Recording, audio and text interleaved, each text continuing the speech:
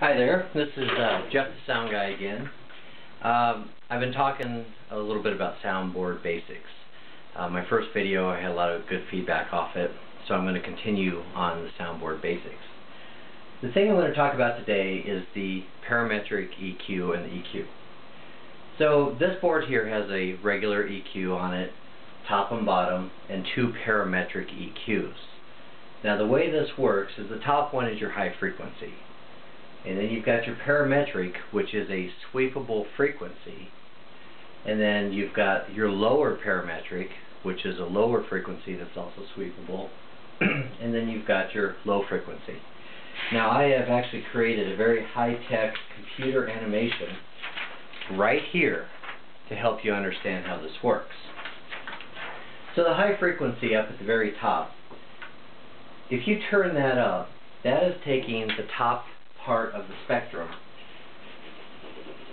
and you're increasing, like this, you're increasing a slope. So let's say that this one starts at 20, which it actually starts closer to 16. And from here down, this entire area at a 6 dB slope, and I'll get into that on a later video, will actually increase in sound. Now on the low end, if I did the same on the low end and I turn that up, you would watch the low end go up. Now this low end boost actually comes up at 80 Hertz. So in all actuality on this board here, you would see a peak slope like this. Pretty fancy, eh? I am one computer genius. Alright, now the parametric EQ is what confuses a lot of people, and they don't really understand what this is. And it is your best friend when you're running sound. Now, on my super duper, this is going to get even fancier. You take the parametric EQ, and let's see, right here, I turn this to 1000 Hertz. And I'll zoom in on there in just a little bit. But let's say I turn the frequency, and like this one says 550 to 13K. I should zoom in on there just so you see what I'm talking about. See if I can make this tripod work. Let's see here. Okay. So we have this frequency here. This is your frequency. And right there it says 3K there. And then this is your decibels. This is your less and more. Okay? So let's say you go to 3K. And then you have this 0. Alright? Now, let's see if I can put this back to where I was. Give you your nice show here. Back up a little bit here for you. Alright, now, the way that's going to work is if you sit there and you turn this to 3K, right up here, and it's on 0, it's going to look like this. Now, if you turn this knob up, which is your boost, and this is your decibels. This is actually reading decibels. Okay, at 3K, what you'll actually see is you will see this thing start to climb up right at 3K, and you'll start to see a peak climb up right there, and it'll crawl up. Now, as you turn it up more, there's like 3 decibels, 6, as it goes up. Now, what's cool about the parametric EQ is this frequency sweeps your frequency back and forth.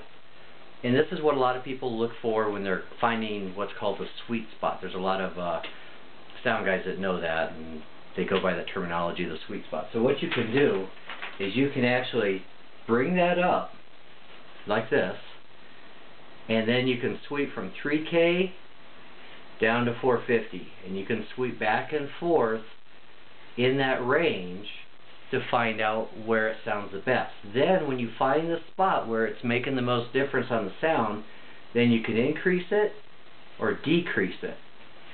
Same thing goes when you're talking about feedback.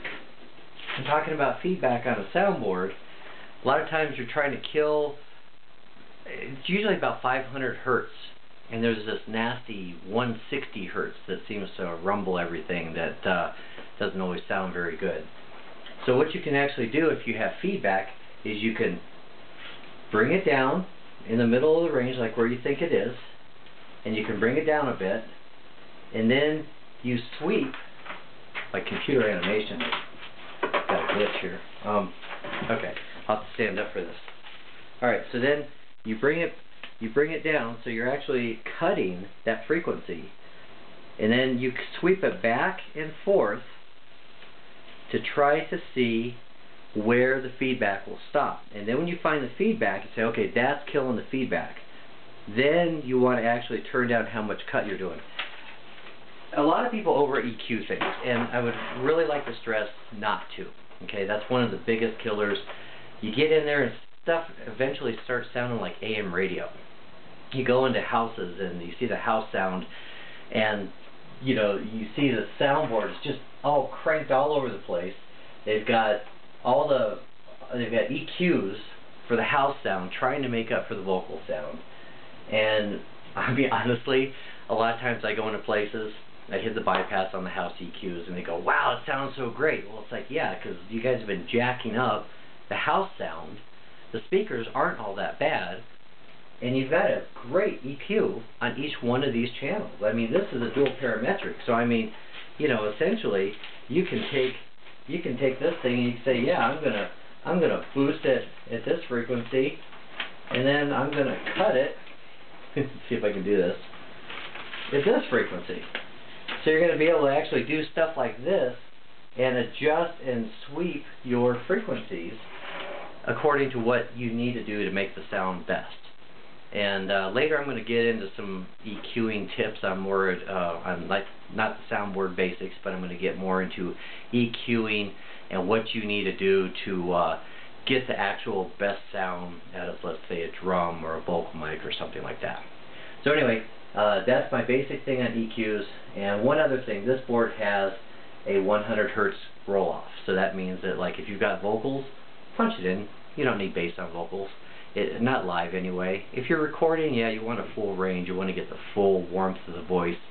But that 100 Hertz, that's a big rumble boom down on the bottom end, and you don't need that on guitars and other instruments like that. That's just asking for feedback on the stage.